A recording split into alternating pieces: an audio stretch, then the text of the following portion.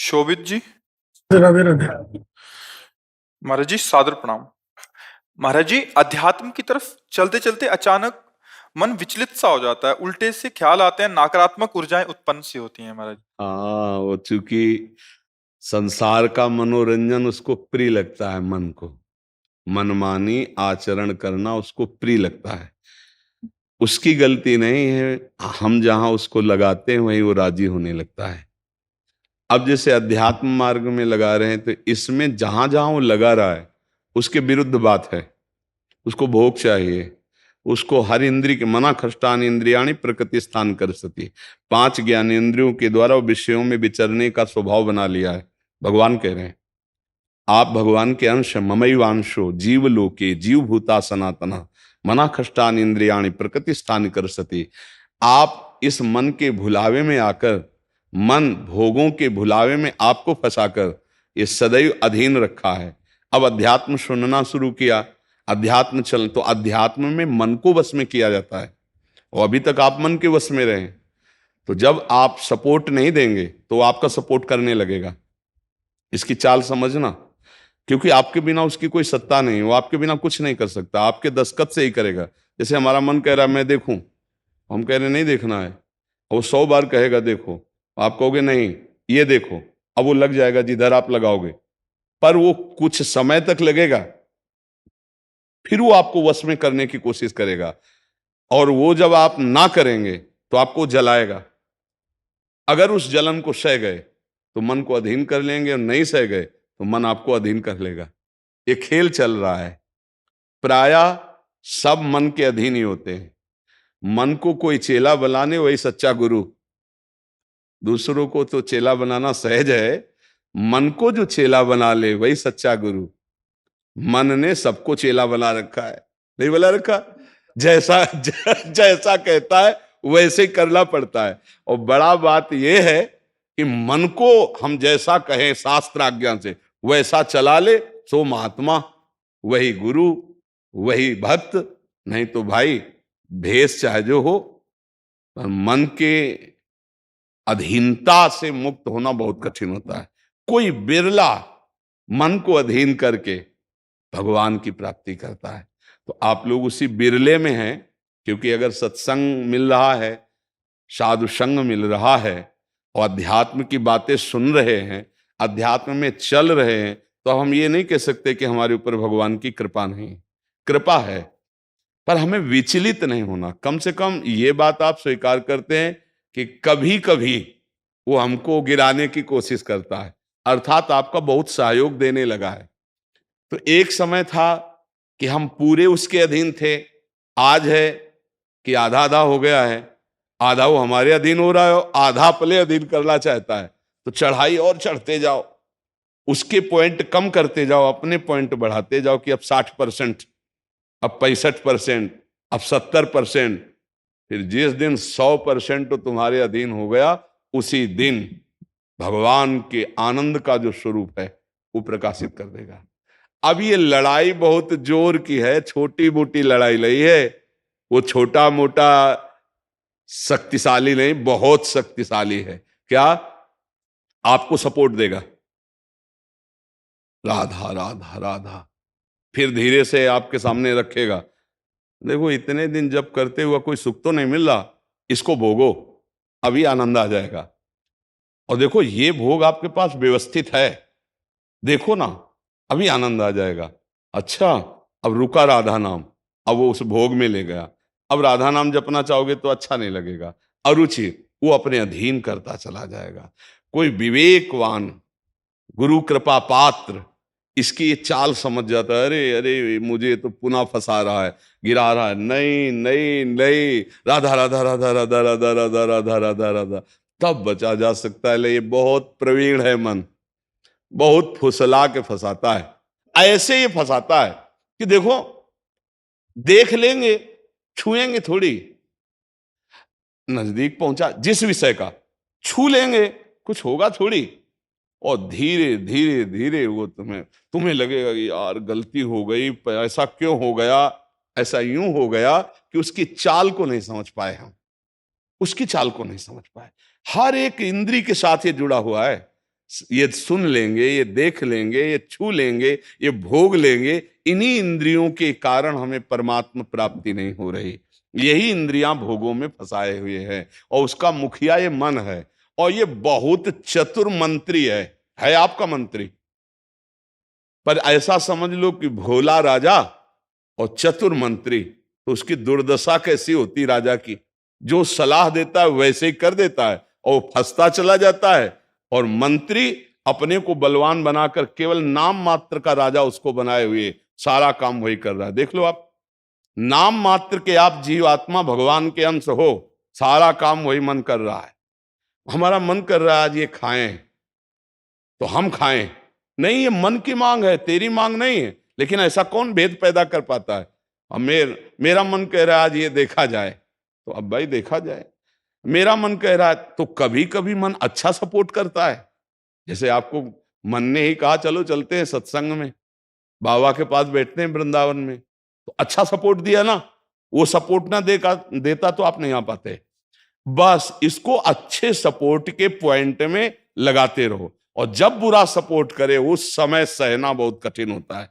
अगर मन ने ठान लिया कि अब ये करना है और आपने कह दिया ना, तो आपको जलाना शुरू करेगा। और उस जलन को जो सह गया, यम ही न व्यथ्यन्ते ते पुरुषम पुरुषर्षव सम दुखा सुखाधीरम स्वमृतत्वाय कल्पते, उस जलन को जो सह गया सो भगवान को प्राप्त करने की सामर्थ्य रख लेता है। बहुत कठिन है मन की जलन को सहना। बाहर के थप्पड़ सह जाना सही, लेकिन मन के थप्पड़ सहना बहुत कठिन, सबको गिरा देता है। इसका बहुत विचित्र बल होता है और इससे बचने का केवल एक उपाय है, नाम जप न छूटे और ये स्वीकार मत करो कि मुझे चाहिए। जैसे मन कह रहा है आज उस होटल में चलते हैं, अब रसेंद्री और मन एक हो गया है।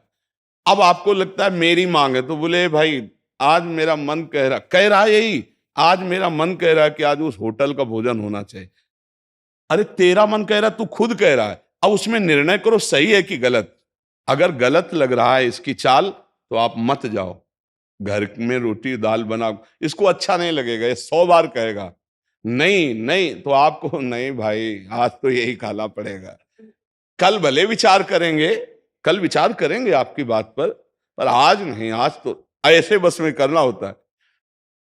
एक साधु के मन में आई कि खीर मिले, बहुत दिन से नहीं मिली, मन है कभी कुछ भी सोच सकता है, बहुत व्याकुलता हो गई, बस खीर खीर खीर। तो एक भगत के यहाँ गए, 10-5 गाय भैंस बंधी थी। उन्होंने कहा कि आपकी श्रद्धा है संतों पर। उन्होंने कहा महाराज आदेश कीजिए। तो बोले 10 संतों के लिए खीर बना सकते हो आप? बोले 20, घर का दूध है, हम 20 संतों के लिए बना देंगे। बोले हम 11 बजे आएंगे दोपहर के, आप बना के तैयार रखिए। वो अकेले आए तो उनका और संत, बोले और संत यही है सर। अकेले कमरे में बैठे 20 संतों की खीर और कहा आप लोग बाहर हो जाइए, हम एकांत में पाना चाहते हैं। वो पाए तो भाई 20 संतों के लिए खीर बनी, मतलब 20 पेट भर जाए। तो अब पाए, फिर एकदम यहां तक हो गए तो उल्टी हो गई, फिर मिलाया उसी को। फिर मन कह रहा नहीं अब खीर नहीं चाहिए, बोले नहीं खाओ खाओ खीर खाओ। रोमांच हो गया, नहीं खाएंगे एकदम। तो बोले जिंदगी में खीर का नाम मत लेना, जिंदगी।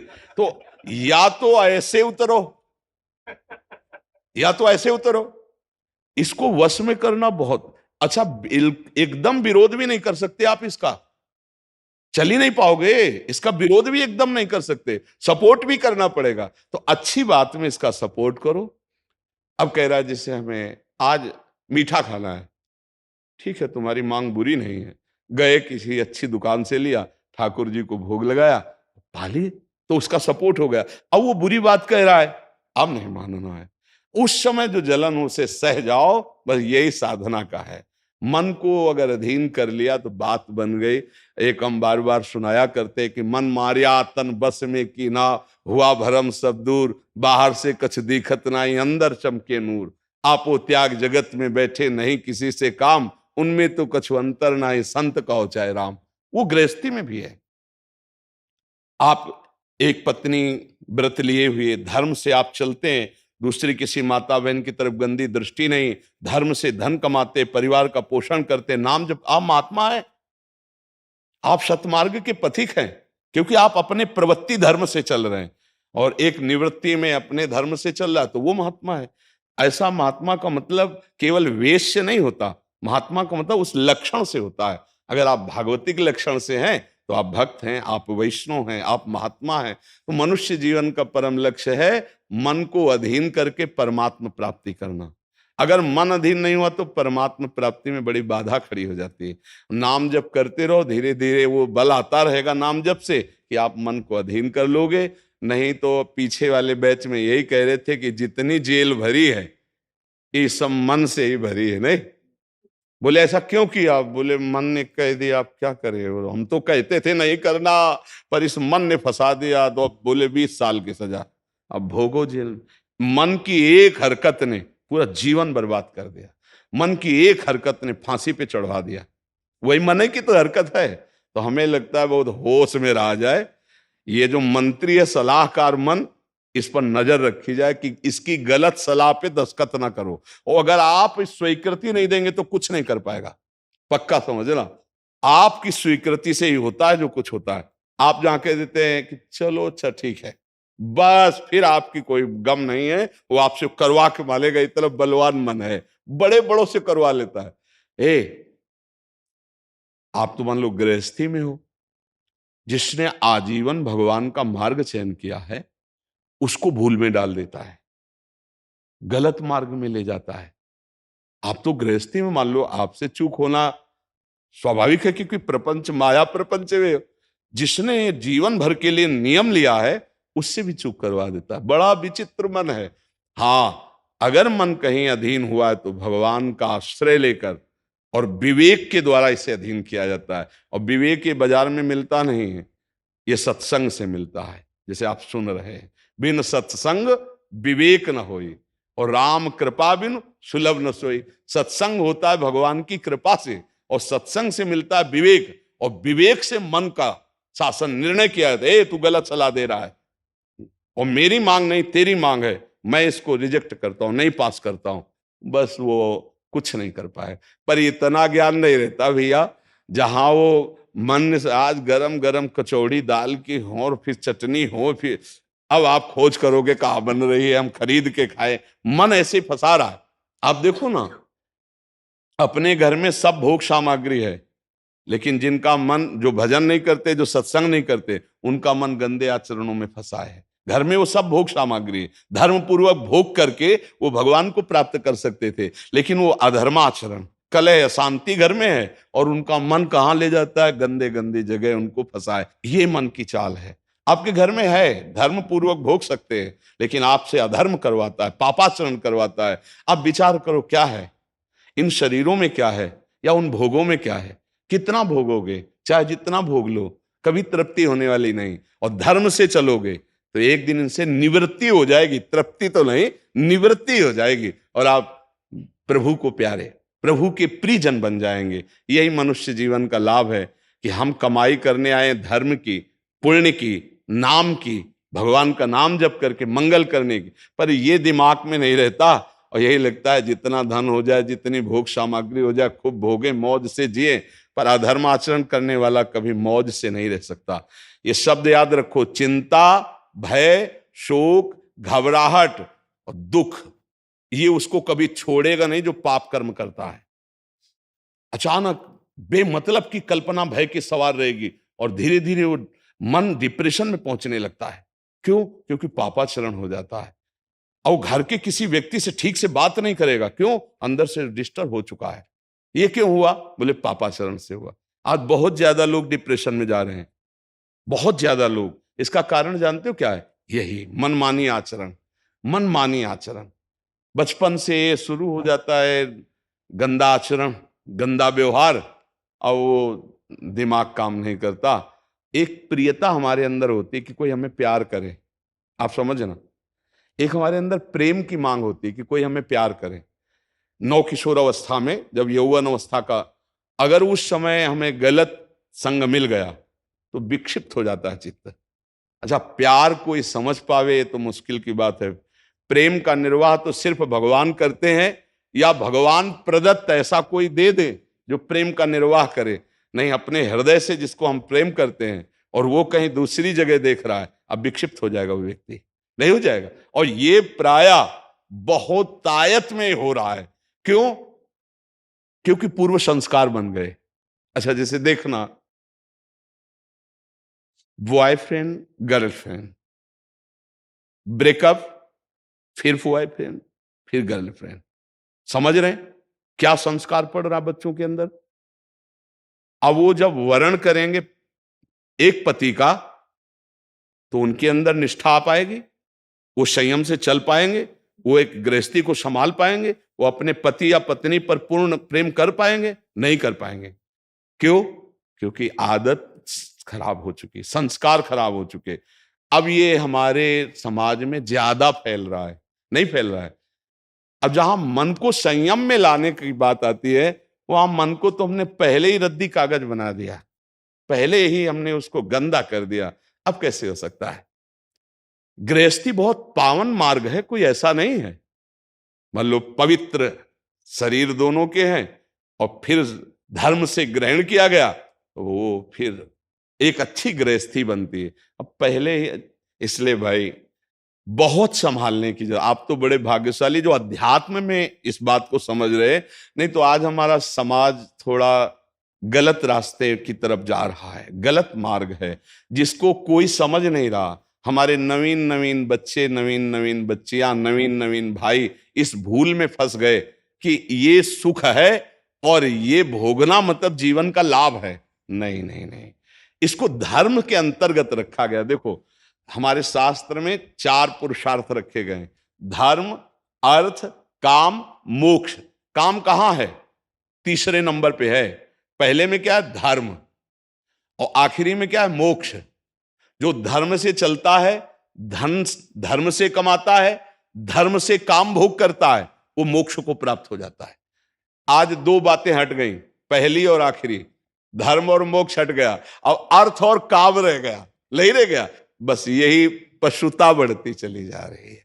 अब ये संतों की बातें कड़वी लगेंगी समाज को, लेकिन भैया बहुत गलत रास्ते में अपने लोग जा रहे हैं।